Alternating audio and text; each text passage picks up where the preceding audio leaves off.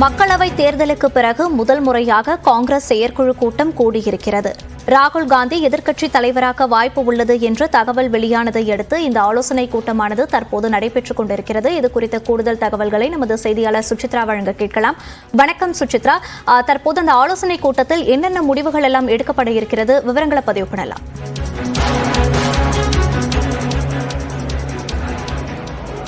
மக்களவைத் தேர்தலுக்கு பிறகு காங்கிரஸ் கட்சியினுடைய காரிய கமிட்டி கூட்டம், முதல் காரிய கமிட்டி கூட்டம், ஒரு எக்ஸ்டெண்டட் காரிய கமிட்டி கூட்டமானது இன்று டெல்லியில் உள்ள அசோகா ஹோட்டலில் தொடங்கியுள்ளது.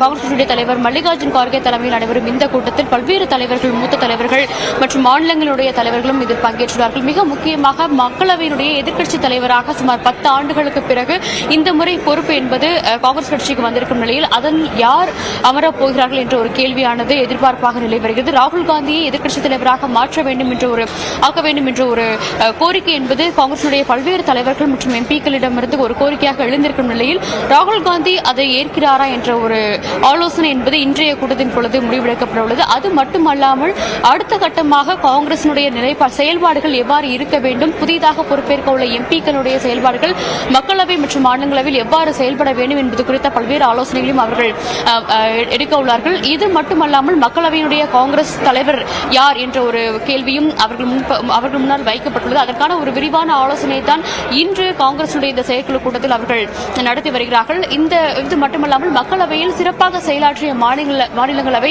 எந்தெந்த மாநிலங்களில் காங்கிரசுடைய அந்த வாக்கு வங்கியானது கடுமையாக சரிந்துள்ளது, அதனால் அதற்கான காரணம் என்ன என்பது குறித்த ஒரு விளக்கத்தையும் மாநில தலைவர்களிடம் கேட்டு செயற்குழு தலைவர்கள் இந்த முறை ஒரு அறிக்கையை சமர்ப்பிக்க உள்ளது மிக முக்கியமாக பார்க்கப்படுகிறது. பல்வேறு முக்கிய ஆலோசனைகள், மிக முக்கியமாக ராகுல் காந்தி, சோனியா காந்தி, பிரியங்கா காந்தி உள்ளிட்ட மூத்த தலைவர்களும் இதில் பங்கேற்றிருக்கும் நிலையில் ஒவ்வொரு மாநிலங்கள் வாரியாக ஒரு ஆலோசனை என்பதும் மூத்த தலைவருடன் நடைபெற உள்ளது என்ற ஒரு தகவலையும் காங்கிரஸ் கட்சியானது முன்வைத்திருக்கிறது. இது மட்டுமல்லாமல் இந்த கூட்டத்தினுடைய இறுதியில் ராகுல் காந்தியை எதிர்க்கட்சித் தலைவராக நியமனம் செய்வதற்கான ஒரு தீர்மானத்தையும் காங்கிரஸ் செயற்குழு கூட்டமானது இன்று தாக்கல் செய்ய உள்ளது. அந்த தீர்மானத்தின் அடிப்படையில் ராகுல் காந்தி ஒருவேளை பொறுப்பேற்கவில்லை என்றால் அவருக்கு பதிலாக மூத்த தலைவரான மணிஷ் திவாரியை, சண்டிகர் எம்பியும் மூத்த தலைவருமான மணிஷ் திவாரியை எதிர்க்கட்சித் தலைவராக அமர்த்துவதற்கான ஒரு ஆலோசனையும் நீடிக்கும் எனவும் எதிர்பார்க்கப்படுகிறது. பிற்பகல் 1 மணிக்கு சரியாக காங்கிரஸ் தலைவர் மல்லிகார்ஜுன் கார்கே இங்கு அசோகா ஹோட்டலில் செய்தியாளர்களையும் சந்தித்துள்ளார். அந்த செய்தியாளர் சந்திப்பில் அதிகாரப்பூர்வ அறிவிப்புகள்